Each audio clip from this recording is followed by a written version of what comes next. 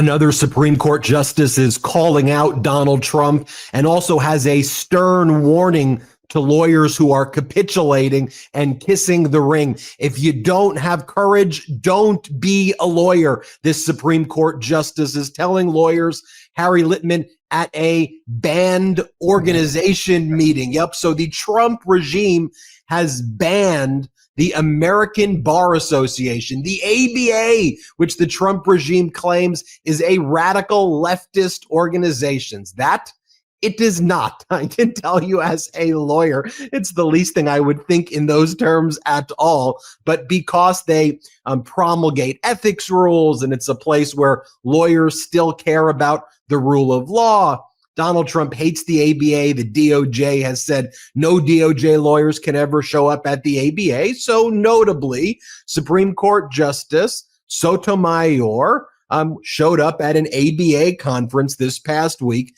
and she urged lawyers to stand up to Donald Trump and stand up to Donald Trump's attacks. Now, she didn't use Donald Trump's name, but just like we talked about last week with Justice Ketanji Brown Jackson at another legal gathering in Puerto Rico, it was very clear that the message was about Donald Trump, and the message was also about the big law firms who have kissed the ring. A lot of law firms, I should add, though, have not, are standing up for the rule of law and are increasingly becoming vocal, which actually has been good to see that happen over the past weeks, whether it's out of actual love of the law, which I think exists, or even selfishly seeing that some of these Trump bend the knee law firms are realizing how screwed they got. Lawyers are leaving. They're struggling to recruit law students to work for them.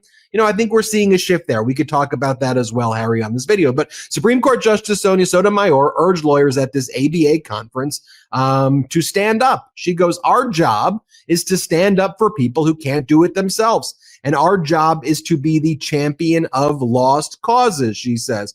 But right now, we can't lose the battles we are facing, and we need trained and passionate and committed lawyers to fight. And she said, if you don't have the courage to be a lawyer, then this might not be the profession for you. Lots of other professions out there, it's fine. But if you're not going to zealously stand up for the rule of law, sorry, not your profession. Now, as I mentioned, this follows Ketanji Brown Jackson's statements in Puerto Rico last week, where Ketanji Brown Jackson, Justice Jackson, said, across the nation, judges are facing increased threats of not only physical violence, but also professional retaliation just for doing our jobs.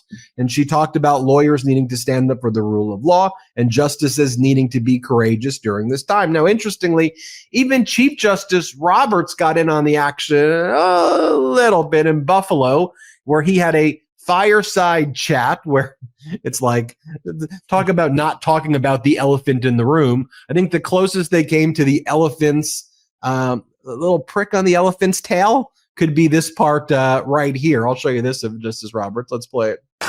What do you think of these calls for impeachment of judges based on the decisions that they've made?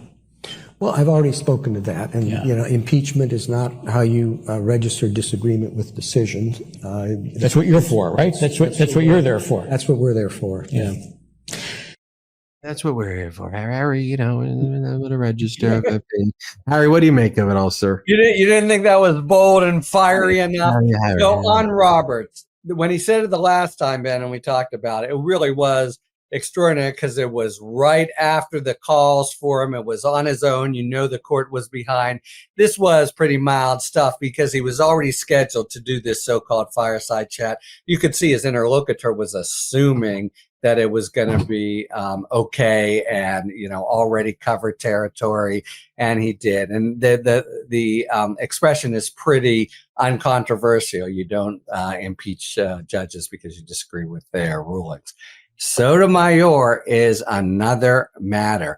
That's really, I thought, a very kind of aggressive move.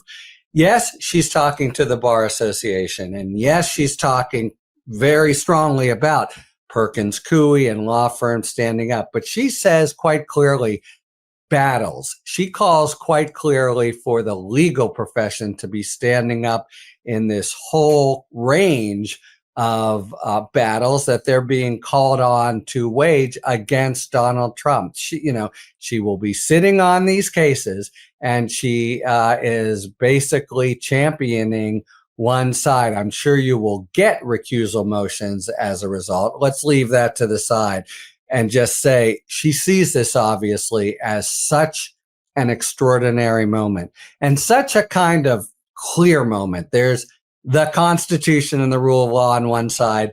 There's, authoritarian sort of crap and whatever Donald Trump says on the other. So much so that she feels comfortable making clear what side she's on. But I guarantee you, the lawyers didn't escape notice. And there has been, you and I have talked about this as well, a really kind of encouraging movement of many lawyers trying to step up to do the right thing and defend the rule of law. The most recent, Judge Dugan, her arrest in Wisconsin, you saw she's got a whole legal team now working pro bono, including Paul Clement, the very eminent, respected conservative Republican lawyer. So you are seeing, and she's encouraging people to step up as a profession. But one of the things, I don't see how you interpret it otherwise, that she's saying is this is a terrible time with an attack and assault from the executive branch, meaning the patent lawlessness of the administration, and she's going to rule on many of these cases. So it really was, I thought, a unusual, and I think she thought terrible times call for aggressive measures, and that's just what she did. She knew it would be reported nationwide, and it was. Harry, let's talk about the developments, though. Are people hearing these messages? Are they getting the word from the Supreme Court? It feels at least like from where you and I were reporting 4 weeks ago to where we are now. Yes, you have those firms that capitulated, but it feels a little bit like more firms, again, are growing a spine, or at least feeling more like they're comfortable to fight. And we've also seen firms, litigation shops that bent the knee. Their litigation departments are suffering. They're usually these hybrid corporate transactional and litigation. I mean, the one I think about right now is Venable. Microsoft fired them very publicly and hired Jenners and Brock, who didn't bend the knee, who's fighting Trump. I wouldn't want to hire a litigator who got out, who got played by Trump. It just feels super weak. So what do you make of it all? Yeah, no, I agree. I think there is a sort of shift in tide, and two things are happening. First, the capitulators are feeling the cost of it, including within the whole marketplace where they're getting trashed by colleagues and where students are not wanting to interview with them and that sort of thing. And they're learning, and they're going to continue to learn, it seems to me, that there's no deal making with Donald Trump. Right now, they're trying to say, oh, all we've said is we'll work on these causes as we define it. And I guess, again, you've already bent the knee. That knee's going to stay bent, and he's going to keep making demands. That's point one. And then point two, on the other side, it's been so emphatic. You saw and read Judge Howell's opinion in the Perkins Coie case. She absolutely eviscerated the administration and, stood up for these very basic values of the rule of law, not to mention 5 or 6 kind of constitutional violations.